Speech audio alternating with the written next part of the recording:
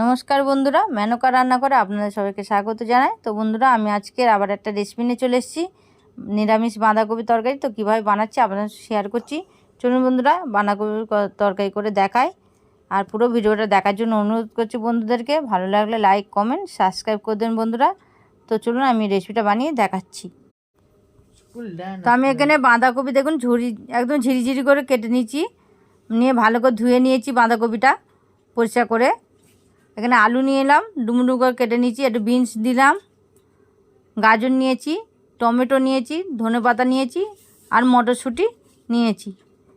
এবার তেল দিয়ে দিয়েছি কড়াই, দুটো শুকনো লঙ্কা দিয়ে দিলাম, 5 ফোড়ন দিয়ে দিচ্ছি, দিয়ে একটু নাড়াচাড়া করে নিচ্ছি।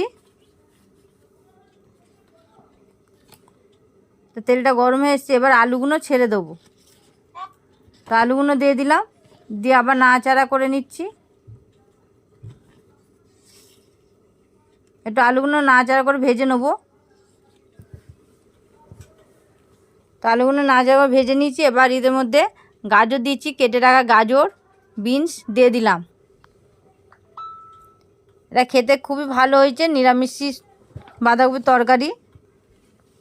বিনস গাজর দিয়ে খুবই ভালো হয়েছে খেতে, এদের রুটির সঙ্গে খুবই ভালো লাগবে। তো এবার মটরশুঁটি দিয়ে দিলাম, দিয়ে আবার নাড়াচাড়া করে নিচ্ছি, একটু ভেজে ভেজে নিচ্ছি। তো এবার ভেজে নিলাম একটু।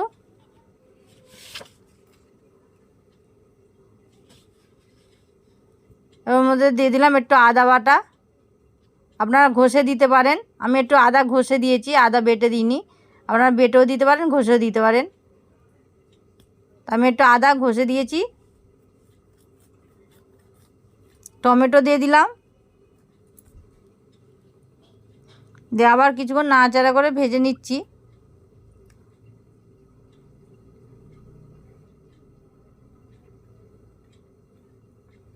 নুন দিয়ে দিলাম স্বাদ মতন, হলুদ গুঁড়ো দিয়ে দিচ্ছি,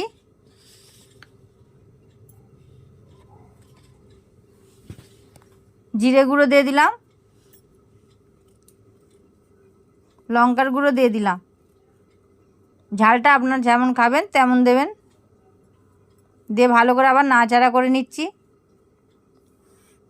নিরামিষ বাঁধাকপি তরকারি রুটি পরোটার সঙ্গে খুবই ভালো লাগে, ডালের সঙ্গে ভাতের সঙ্গে খুব ভালো লাগে।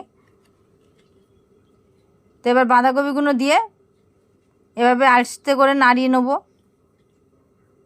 নিয়ে ঢাকা দিয়ে দেবো। তো এভাবে নাড়িয়ে নিচ্ছি। তো এবার ঢাকা দিয়ে দিয়েছি, দেখুন একদম কমে গেছে, নরম হয়ে গেছে। তো এভাবে ঢাকা দিয়ে রান্না করে নিয়েছি কিছুক্ষণ। তো এবার জল দিয়ে দিলাম। আলু সিদ্ধ এসছে, বেশি জল দিতে হবে না, ওই জন্যে অল্প করে জল দিয়ে ঢাকা দিয়ে রেখে দিলাম। তো দেখুন জল একদম কমে গেছে, ঢাকনা খুলে দিয়েছি, দেখুন জল কমে গেছে, এবার হয়ে গেছে।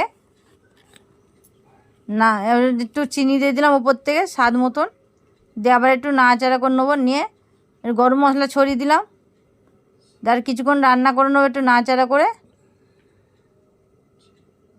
গরম মশলা দিয়ে নাড়াচাড়া করে দিলাম, দিয়ে ধনেপাতা উপর দিয়ে ছড়িয়ে নিলাম, দিয়ে নাড়াচাড়া করে নিচ্ছি। তো কেমন হলো রেসিপিটা কমেন্টে অবশ্যই জানিয়ে দেবেন বন্ধুরা। একটা লাইক কমেন্ট করে দেবেন, আর দয়া করে একটা সাবস্ক্রাইব করে দেবেন বন্ধুরা, যাতে আরও নতুন নতুন রেসিপি আপনাদের শেয়ার করতে পারি। এখন মতন আবার এলাম, নমস্কার।